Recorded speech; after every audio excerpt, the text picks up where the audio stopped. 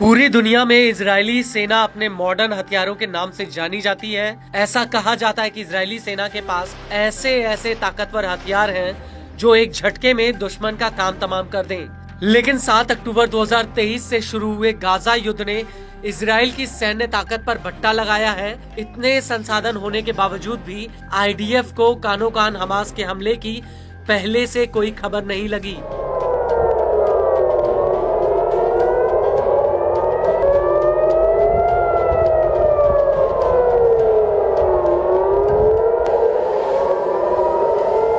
वहीं अब middle east में इजराइल से करीब 2000 किलोमीटर की दूरी पर बैठा हूती इजराइल के लिए एक बड़ी आफत बन गया है। वो इसलिए क्योंकि हूती के ड्रोन और मिसाइल हमलों के आगे इजरायली सेना के तमाम बड़े बड़े हथियारों की हवा निकल गई है। दरअसल आईडीएफ के पास एयर डिफेंस सिस्टम, आयरन डोम और एरोड एयर डिफेंस सिस्टम है, जिनको लेकर कहा जाता है कि आसमान में अगर परिंदा भी पर मारे तो इजराइल के इन एयर डिफेंस सिस्टम्स को पता चल जाता है। लेकिन हूती की मिसाइल और ड्रोन्स का इन एयर डिफेंस सिस्टम के पास कोई तोड़ नहीं है।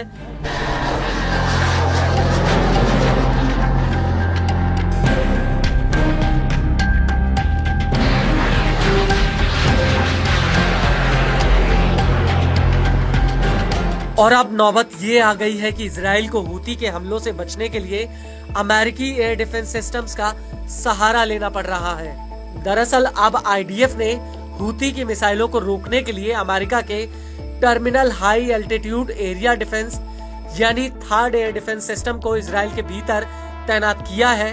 और 27 दिसंबर 2024 को पहली बार एक अमेरिकी सैनिक ने इससे इंटरसेप्टर मिसाइल फायर की। दरअसल यह मिसाइल हूती द्वारा फायर की गई एक मिसाइल को हवा में मार गिराने के लिए दागी गई थी।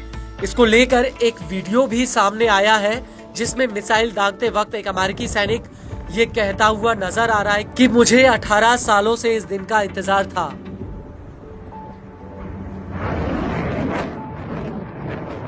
आपको बता दें कि हूती तेल अवीव पर लगातार बैलिस्टिक और हाइपरसोनिक मिसाइलों से हमला कर रहा है और इजराइल के एयर डिफेंस सिस्टम हूती को रोकने में पूरी तरह से नाकामयाब साबित हुए हैं। और अब यही वजह है कि नेतन्याहू को अमेरिकी एयर डिफेंस सिस्टम्स की आड़ लेनी पड़ रही है। आपको बता दें कि अक्टूबर 2024 की शुरुआत में अमेरिका ने ऐलान किया कि वो इजराइल की ईरान के हमलों से सुरक्षा के लिए इजराइल के भीतर अपना थर्ड एयर डिफेंस सिस्टम तैनात करेगा।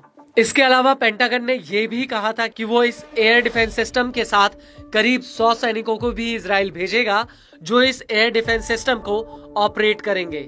लेकिन बड़ा सवाल ये है कि क्या थर्ड हूती के हमलों के आगे टिक पाएगा या नहीं। तो आपको बता दें कि थर्ड को अमेरिका की सबसे बड़ी हथियार कंपनी लॉकहीड मार्टिन ने बनाया है। थर्ड एक एंटी बैलिस्टिक मिसाइल सिस्टम है। अमेरिका के एक थर्ड एयर डिफेंस सिस्टम की कीमत $1 अरब से लेकर $1.8 अरब तक है। इसकी इंटरसेप्टर मिसाइलों की रेंज 150 से 200 किलोमीटर तक है। यह सिस्टम पृथ्वी के भीतर और पृथ्वी के बाहर के वातावरण में मिसाइलों का पता लगा सकता है। थर्ड को चलाने के लिए करीब 95 सैनिकों की जरूरत होती है। इसमें 6 ट्रकों पर लॉन्चर्स तैनात होते हैं जिनमें प्रत्येक लॉन्चर में 8 मिसाइलें होती हैं, यानी कुल 48 इंटरसेप्टर मिसाइलें। यह एयर डिफेंस सिस्टम कम दूरी, मध्यम दूरी और अंतर मध्यम दूरी की मिसाइलों को काफी ऊंचाई से मार गिराने में सक्षम है।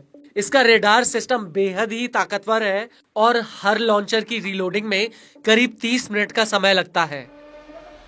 Third air defence system America के कई प्रकार के एयर डिफेंस सिस्टम जैसे एजिस और पैट्रियट मिसाइल डिफेंस सिस्टम के साथ बातचीत कर सकता है।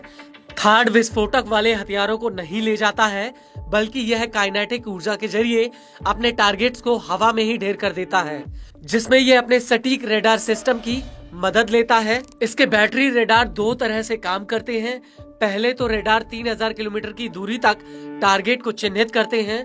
इसके बाद इसका टर्मिनल मोड अपने टारगेट को नीचे उतरते वक्त ऊपर की तरफ लक्षित करके उसके ऊपर हमला कर देता है।